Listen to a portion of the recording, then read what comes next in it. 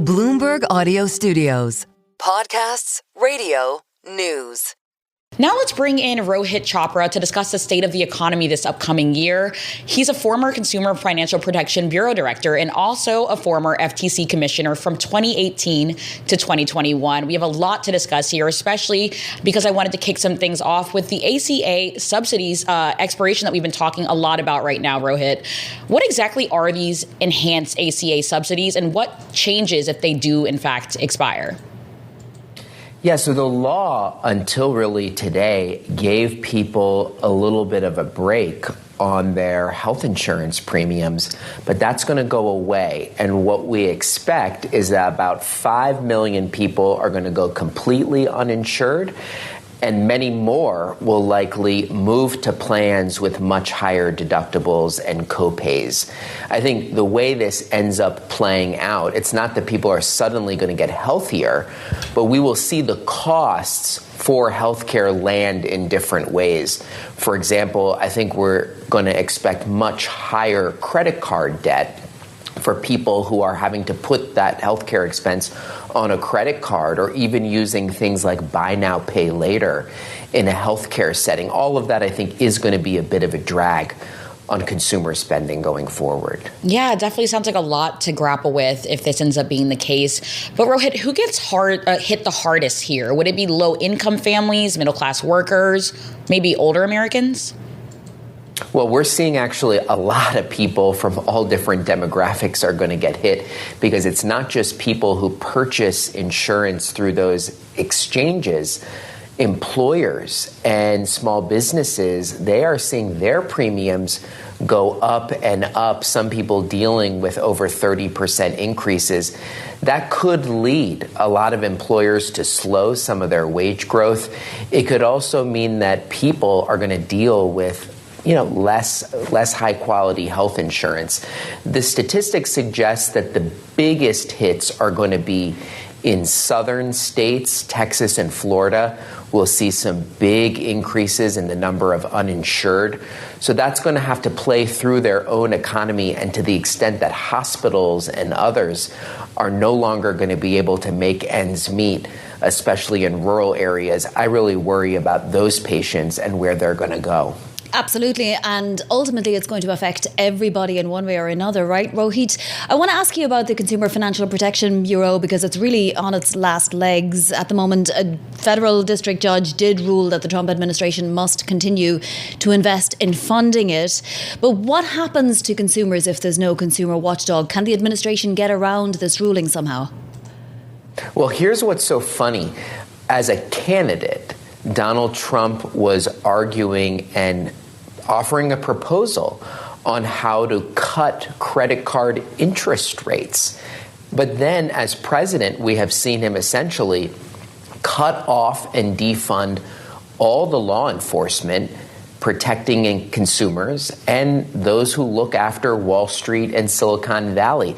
We have seen zero law enforcement actions taken against banks and financial companies that broke the law. And that is something that consumers are going to pay for. During my time in office, I think we recovered about $10 billion from people who were cheated on an auto loan or credit card.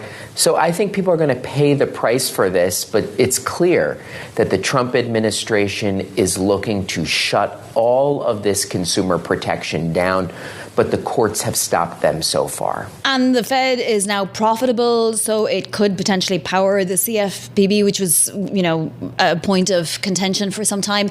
Now, the agency, assuming that it does work through some of next year at least, has 24 items up for consideration at the moment. Will any of those rules get written, do you think? Well, it seems like they want to do everything they can to deregulate and let those who want to break the law do it more brazenly. We don't know what's going to happen, regardless of whether the court allows this to go forward.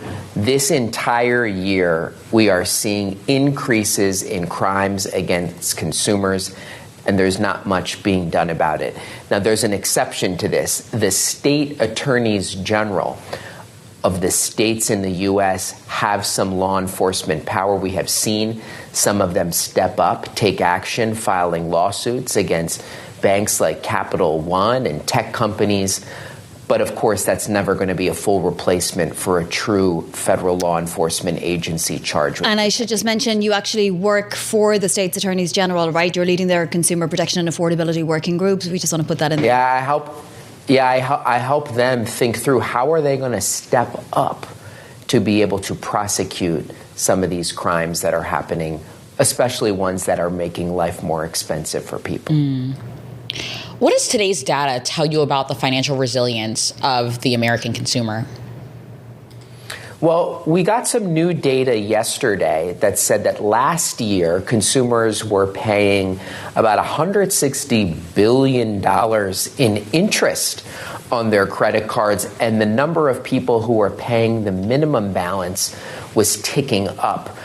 This current year, we've seen auto loan delinquencies really go up, and consumers experiencing some real stress. So you talked earlier about that K-shaped economy. It is clear that while people on the high end are really spending, people who are living paycheck to paycheck are finding that the treadmill is getting faster for them.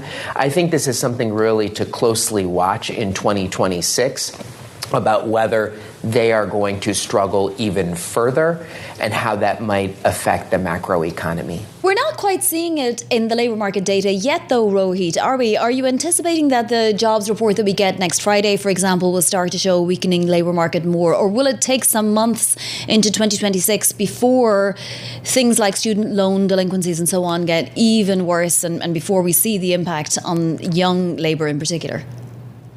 It's really hard to say, and some people don't even know if we can fully trust the data. I think that we are clearly seeing some weakening in the labor market. One thing to really look at closely is to what extent is AI already causing employers to really not go big on hiring when it comes to young white-collar workers, those young college graduates. Many of them, of course, are already facing a lot of student debt, high housing costs. That's going to really make it tough for that demographic in particular. I think we're also seeing people quit at lower rates, not seeing a lot of places that they could move to new jobs with higher pay. So it's really tough to predict. But I think it's obvious to many people that, especially for younger people, but lots of other demographics, there's just going to be fewer opportunities than there were, say, 2 or 3 years ago.